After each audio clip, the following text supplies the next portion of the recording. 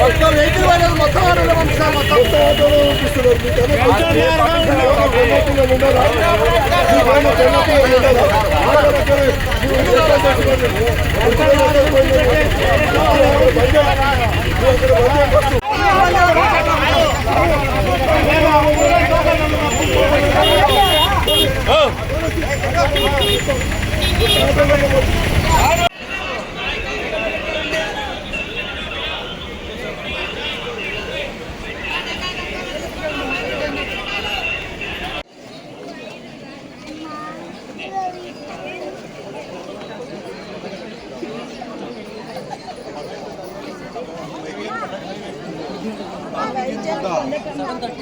రాత్రి 2 గంటలకు వచ్చినాం ఇక్కడికి.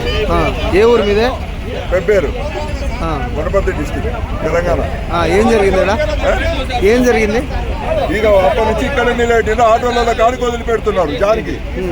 మళ్ళా జీప్లో కార్లలో ఎవరిని వదలట్లేదు. వాళ్ళు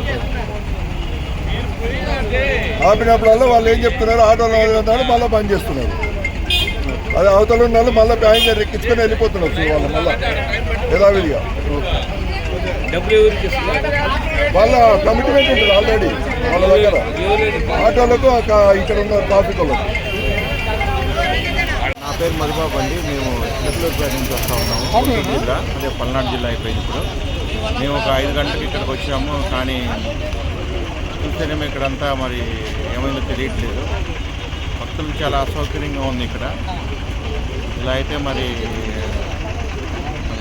భగవంతుని దర్శనం ఎప్పుడవుతుందో తెలియట్లేదు. చాలా కష్టపడతా ఉన్నాయి ఇక్కడ. అధికారులు మరి ఉన్నారో లేదో తెలియట్లేదు. ఎవరు మరి పట్టించుకోవట్లేదు. మాలాగా చాలామంది సుమారుగా ఒక 500 పైన మంది ఉన్నారు ఇక్కడ. 500 పైన మంది ఉన్నారు. మరి ఆటోలంతా బస్సులు కానీ ఆటోలు కానీ బైకుల్లో కానీ రకరకాల వాహనాల్లో వచ్చి ఉన్నారు. ఇక్కడ ఏమర్థం కాని పరిస్థితుల్లో ఉన్నాము.